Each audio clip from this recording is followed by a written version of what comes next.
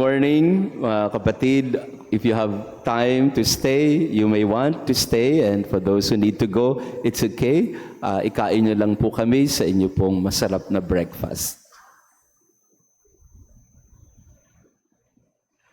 Anyway, mamaya mag-breakfast din naman kami. So, yan, to our online parishioners who are still with us, maraming salamat. We will continue with our SMG word, our scripture message from God. And this is our Bible encounter or Bible study online. So we wish to explain the scriptures and also its message to us today. At sinimulan na po natin ang bagong taon sa pagninilay tungkol sa kahulugan ng Jubilee, ng Jubileo noong nakaraang Sabado. Ngayon naman, pagtuunan natin ng pansin ang isa pang salita sa panahong ito ng Jubilee. Jubilee Year of Hope. Kaya sa umagang ito, bigyan natin ng pansin ng salitang hope. So don't worry, 15 minutes lang po ito. I promise you. Kailan ba ako nag-promise na natupad? Di ko yan. So hope. We hope that Father will finish by 8 o'clock. Yeah, so that's our hope. We hope that, ayan, ginagamit natin madalas ang hope sa maraming konteksto. Pero sa Biblia, may kakaibang pag-unawa ang lumang tipan sa salitang pag-asa. I'll focus on the Old Testament in this session, and then next week we will go to the New Testament. Because hope as a concept or an idea or a teaching of the scriptures is so rich that it needs to be studied further. But for now, we will focus on hope in the Old Testament, sa lumang tipan. If it's okay with you. At wala rin naman kayo magagawa dahil ako naman na magpapaliwanag. Sa Pilipino, ang dami nating salitang ginagamit para sa salitang hope or pag-asa sa mga Tagalog, paglaom sa mga Bisaya, sa Bicol, sa Ilonggo, yan. Namnama sa mga Ilocano, kung may mga Ilocano dito. Tama ba? Namnama, hope in Ilocano.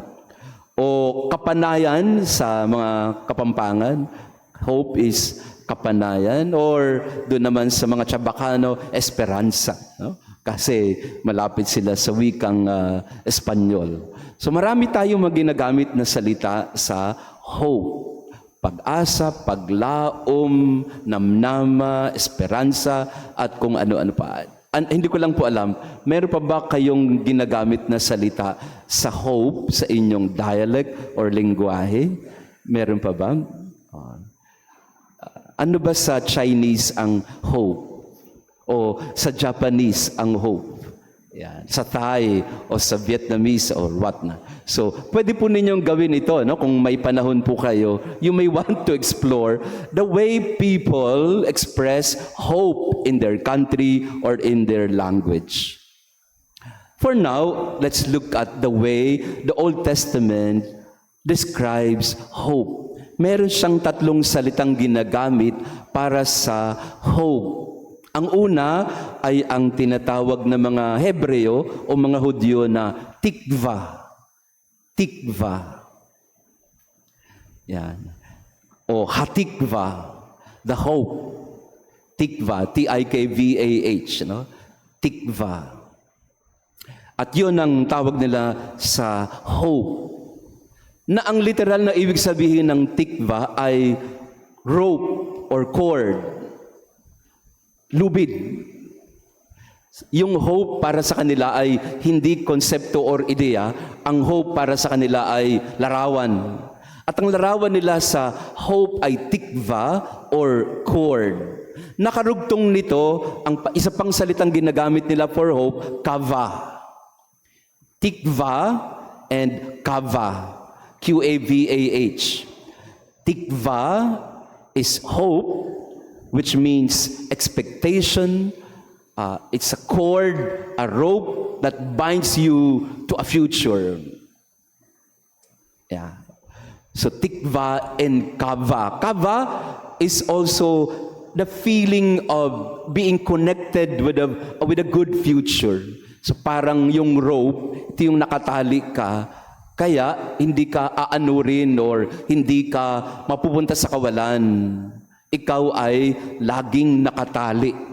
Nakatali sa isang pag-asa, nakatali sa isang maayos na bukas.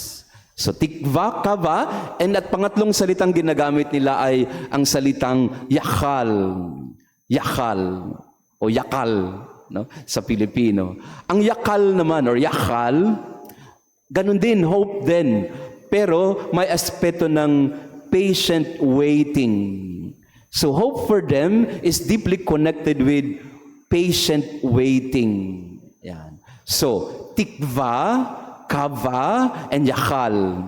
Yan yung tatlong salitang ginagamit nila sa pag-asa. So tingnan natin yung lumang tipan. Kailan nila ginamit ang mga salitang ito? Halimbawa, yung tikva. Tikva is first used in the Bible, at least in the Old Testament, in the book of Joshua, chapter 2. Verse 17 to 18 and 21. Pero magandang tingnan yung konteksto ng Joshua, the book of Joshua, chapter 2. Dito ginamit yung cord or yung tikva o yung kava, the scarlet cord that is used in Joshua chapter 2. So, let me read it to you and then later ipapaliwanag natin yung nasaan dyan, Father, si tikva. Hindi ho si tekla, si tikva or kava.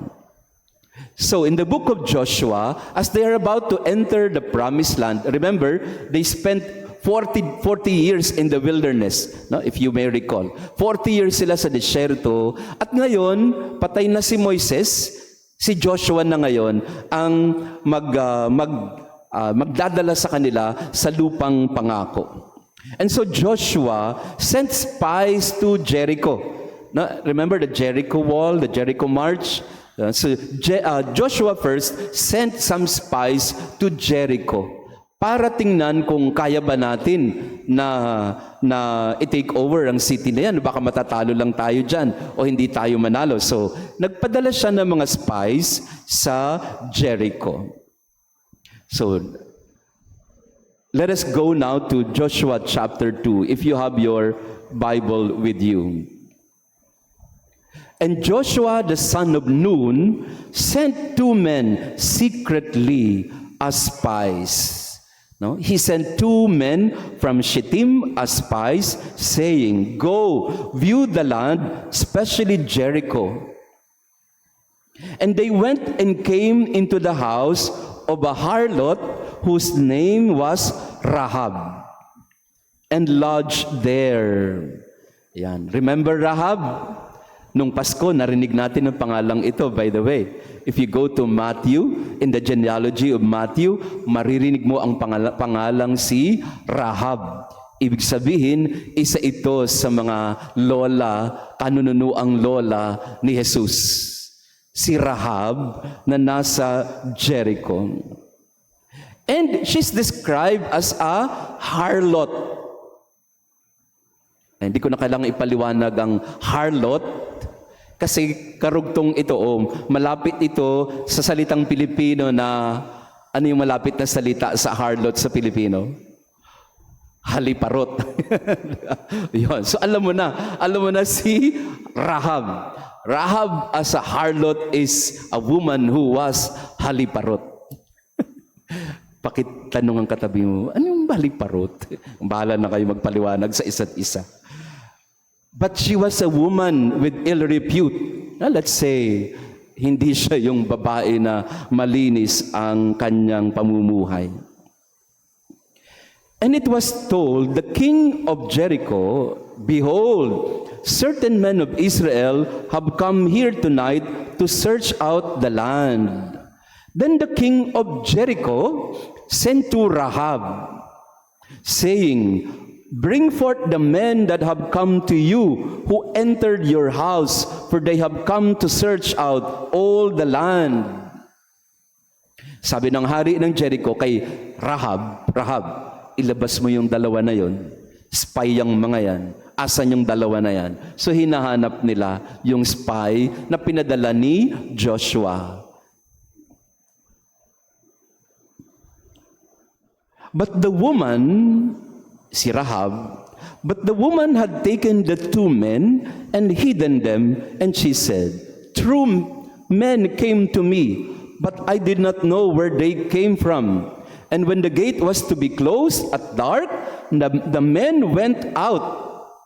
Sabi ni Rahab, "When the men went, where the men went, I do not know. Pursue them quickly, for you will overtake them." Yan. Sabi ni Rahab, oo, nakita ko yung dalawa, pero nung sinara nyo na yung gate, hindi ko na nakita. So maganda may Bible kasi kayo, no? Kasi parang hindi lang ako nagpabasa rito. Joke lang. So pwede kayo magdala ng Bible next time. But she had brought them up to the roof. Si Rahab pala, she had brought them up to the roof and hid them with the stalks of flax which she had laid in order on the roof. Tinago ni Rahab yung dalawang spies. So the men pursued after them on the way to the Jordan as far as the fords, and as soon as the pursuers had gone out, the gate was shut. And before they lay down, she came up to them on the roof and said to the men, kinausap na ni Rahab. Kasi pinapasok niya tinago niya sa roof nila. Pinapunta sa, sa attic ba yan? Or sa bubong nila. So hindi na nakita ng hari. And said to them, Rahab said to them, "I know that the Lord has given you the land, and that the fear of you has fallen upon us, and that all the inhabitants of the land melt away before you." Sabi ni Rahab, naniniwala ako na sinugo kayo ng Diyos, at alam namin ng aking pamilya na kukunin nyo na ang Jericho. Matatalo nyo ang aming hari, at kaya pinatuloy namin kayo.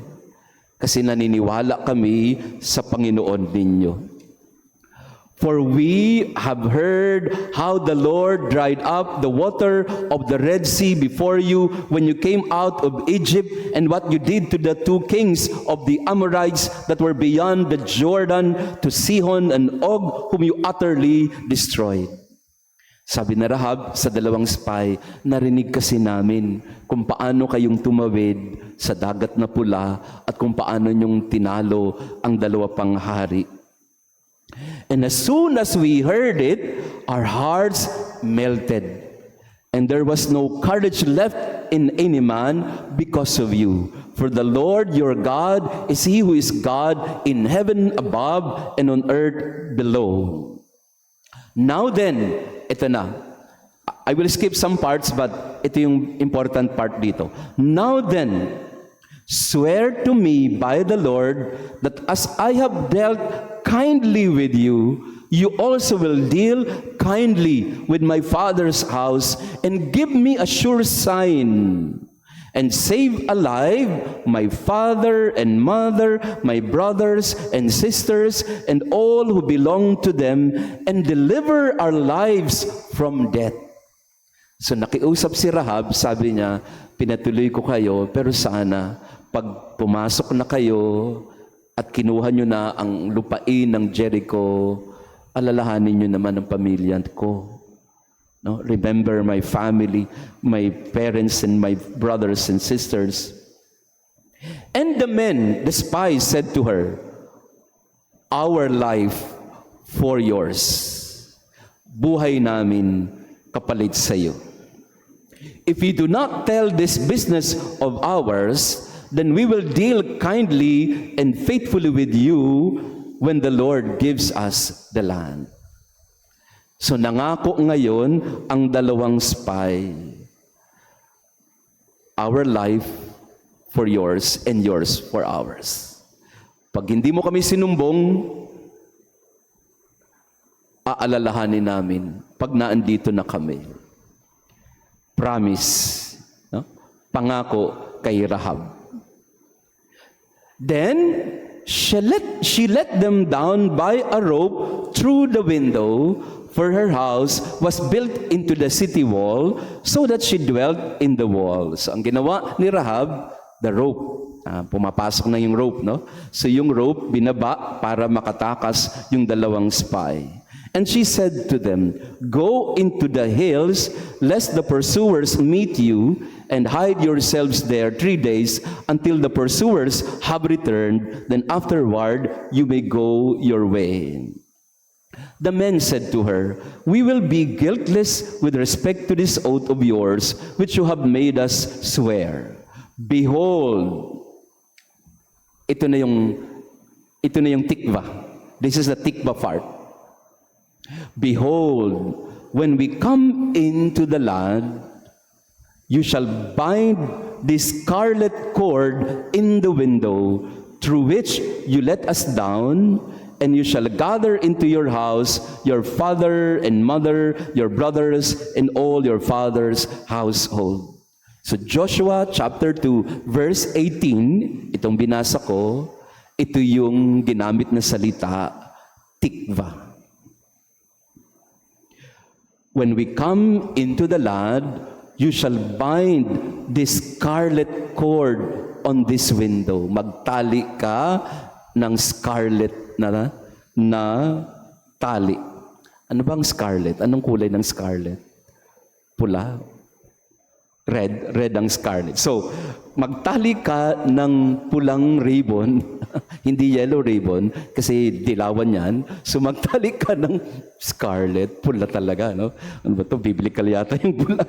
So, you will tie and you will bind a scarlet rope. Ang bind with a scarlet rope, ang ginamit na salita ay tikva.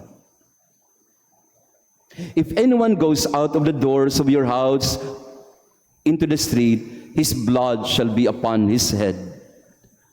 But if they stay in the house with a scarlet cord, he shall be spared." Then they departed. At bumalik na sila kay Joshua, nagplano, and then eventually, as we go on with the story, they will take over Jericho. Nung inaatake na ng mga Israelita ang Jericho, anong pakiramdam ni Rahab? Nagtali na siya ng scarlet cord sa kanyang window. Can you visualize that? Nagtali na siya. And now the siege of Jericho. Ang inaasahan ni Rahab na kaligtasan ng kanyang pamilya ay alin? That the spies, including Joshua, would honor the tikva, the rope that is in their window. And if you go to chapter 6, verse 17, ano ang instruction ni Joshua? And the city, verse 16, Joshua chapter 6, verse 16 and 17. "And at the seventh time, when the priests had blown the trumpets, Joshua said to the people, 'Shout, for the Lord has given you the city. And the city, Jericho, and the city and all that is within it shall be devoted to the Lord for destruction. Only Rahab, the harlot, and all who are with her in her house shall live, because she hid the messengers that we sent." Joshua honored the promise. The hope of Rahab was, when the city of Jericho is taken over by the Israelites, their hope was in that rope. Ang sabi ni Joshua sa kanyang mga sundalo, lusubin ang syudad, pero wag niyong gagalawin ang may pulang tali. That's where hope begins in the Old Testament. That's where tikva appears in the Old Testament. That there is an expectation that we will be saved. That the future, although it is so dark because everything shall be destroyed, but we cling to this tikva. We cling to this kava. Huwag tayong kabahan kasi meron tayong kava. Kava which is a cord of salvation. So in the Old Testament, the image of hope is one of rope. In the rope, there is hope. Kaya nga, di ba, parang quite ironic that anong ginagamit ng mga tao na pangtapos ng buhay nila? Yeah? Di ba? Ironic. Kasi sa Old Testament, hope is connected with rope. Kava, tikva. But for people who have lost hope, anong pangtapos nila ng pag-asa nila? Rope din. Ironic, no? Na parang gusto mong sabihin sa mga nagbibigti, alam mo bang ang tali na yan? Hindi yan ang pangtapos. Yan ang pagligtas. Yan ang pag-asa. Ito yung ginamit din ni Jeremiah in chapter 29, verse 11. And Jeremiah 31:17. Ito na yung gagamitin nilang mga salita para sa pag-asa. Tikva and kava. In Jeremiah 29, verse 11, we read, "For thus says the Lord, when 70 years are completed for Babylon, I will visit you, and I will fulfill to you my promise, and bring you back to this place." So, verse 16, promise, and verse 10, promise of the Lord, and then verse 11, "For I know the plans I have for you, says the Lord, plans for welfare and not for evil, to give you a future and a hope. For I know well the plans I have for you, plans for your welfare and not for your evil, a plan to give you a future and a hope." And what is the word used? Tikva. Hope now is used in order to describe the promise that is fulfilled, the hope that is given to us by the Lord. So nakatali tayo sa pangakong yon. Kaya panghawakan mo yung pangako na yon. Kasi pag pinanghawakan mo ang pangako ng Panginoon, hindi ka aanurin, hindi ka malulunod, hindi ka maliligaw. You will forever be connected with me. Nakikita ko ito sa mga mall eh. Ginagamit ito ng mga nanay. Di ba? Yung mga may toddlers. Minsan, naiinis ako kasi, ano ang ginagawa niyo namang parang aso yung anak niyo? Pero on the other hand, di ba parang, andun yung may hawak silang tali, nakatali yung bata sa kanilang side, at saka yung bata na nakatali din sa belt. So, para hindi lumayo yung bata. You know, that's very biblical. So, kaya wag kayong magalit dun sa mga nanay na tinatali yung mga anak nila sa kanila. Kasi yun ang ibig sabihin ng hope. Ang hope ay, huwag kang aalis sa akin, huwag kang mawawala sa akin, hindi ka mapapahamak pag hindi ka lumayo sa akin.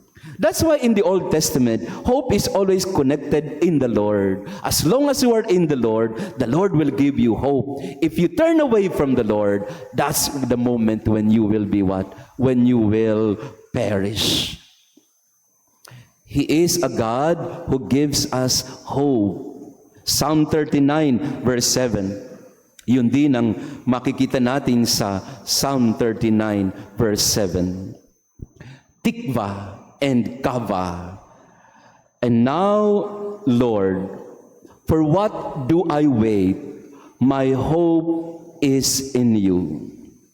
In Hebrew, and now, Lord, for what I do is kahal, and my yahad is in you. Or rather, and now, Lord, for what I do is kava, and my yakal is in you. Which brings me to the second word that the Hebrew used for hope, yakal. So in Psalm 39 verse 7, ginamit yung dalawang salita, yung kava at saka yung yakal. And now, Lord, for what do I wait? Wait is kava, meaning I am dependent on you, and my yakal, my hope is in you. Ang yahal naman, hope din, pero may kasamang patience. Yung kava, promise, connected with the promise. Ang yakal, ito na po yung last, as I've told you, mabilis lang po ito. In yakal, there is the aspect of waiting. And you find that in Genesis chapter 8 with Noah. Balikan natin, and this would be our last. In Genesis chapter 8, syempre, the great flood. At the end of 40 days, when Noah opened the window of the ark which he had made, and sent forth a raven, and it went to and fro until the waters were dried up from the earth, then he sent forth a dove from him to see if the waters had subsided from the face of the ground. But the dove found no place to set her foot, and she returned to him to the ark, for the waters were still on the face of the whole earth. So he put his hand and took her and brought her into the ark with him. Verse 10. So in chapter 8, Genesis chapter 8 verse 10, ginamit yung salitang yakal. He waited another 7 days, and again he sent forth the dove out of the ark. And the dove came back to him in the evening, and behold, in her mouth a freshly plucked olive leaf. So no one knew that the waters had subsided from the earth. Then he waited another 7 days, and sent forth the dove, and she did not return to him anymore. So they use another word for hope, which is connected with waiting, yakal.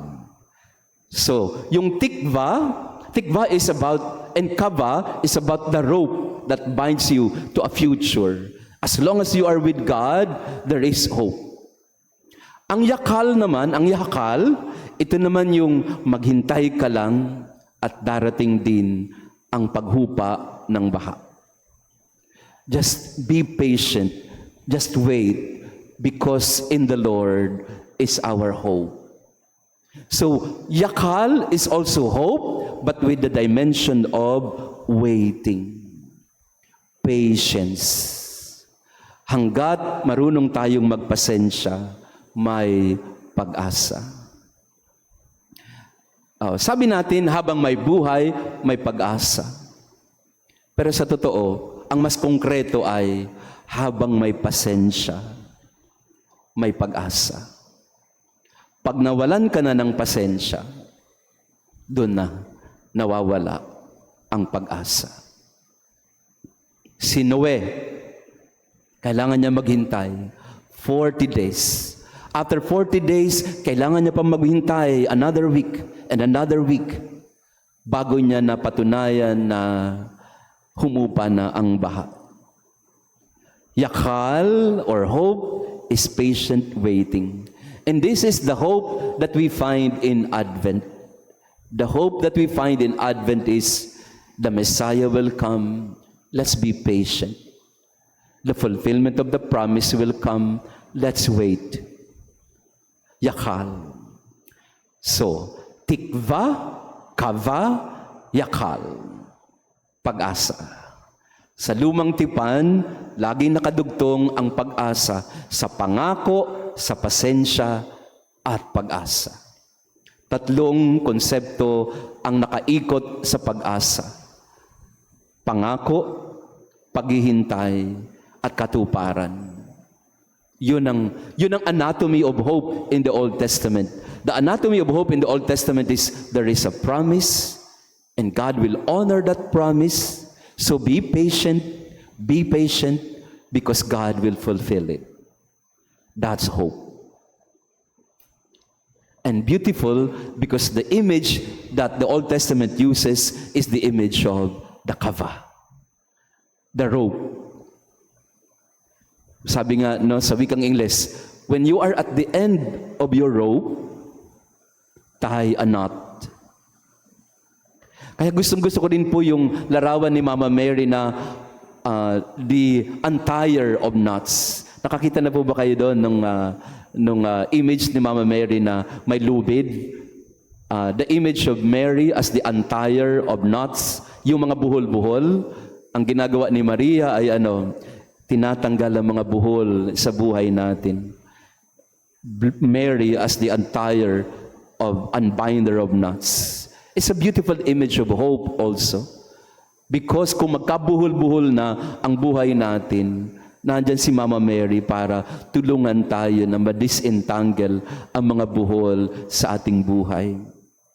At itong mga tali na ito ay hindi dapat pantali para tapusin ng lahat, kundi tali na magdudugtong sa atin sa Panginoon para hindi tayo mawala, para hindi tayo maligaw. Kava, tikva, and yakal. Ito yung ginagamit na pag-asa sa lubang tipan. And I thank you. So, doon muna tayo. Next week naman, punta naman tayo sa New Testament hope. Yan. Exciting, di ba? Kasi yung pag-asa, ang daming dimension nito. Hindi lang ito basta konsepto o salita. Ito ay may kaakibat na pangako, pasensya, para tayo ay may pag-asa. And final story lang, na bago tayo magtapos, nung Nazareno procession, nung translasyon, naputol yung tali. Nabalitaan nyo, no? Naputol yung tali ng Nazareno. Naputol yung kaba. Kaya kinabahan sila. So naputol yung kaba. Pero ang sabi ni Bishop June naman daw ay, dahil naputol yung isang tali, pinutol na rin yung kabila para para pantay pa din. Pero naputol man ng tali, ang lubid ng translasyon, pero hindi naputol ang pagpasok at pagpuprosesyon pabalik ng simbahan. Ibig sabihin noon, ang tali ay hindi lang yung physical na tali. What binds us to the Lord is not just the physical cord. What binds us to the Lord is our connection with Him. What binds us to Him is that love that we have for Him and His love for all of us. So wag kang kakabahan kasi may kava. At ang kava na ito ay God is with you. Konektado ka sa Lord, hindi ka pababayaan ng Panginoon. Maputol man ang tali ng translasyon, tuloy pa rin ang prosesyon. Kasi ang tali natin ay hindi yung taling napuputol, ang tali natin ay ang ating kaugnayan sa Diyos na ating pag-asa. In God, there is hope. And in Jesus alone is our hope. In Him alone is our kava, our hope. Amen. Maraming salamat sa inyong pagdalo sa ating SMG Word. Next week, pag-usapan naman natin ang hope in the New Testament. God bless you all.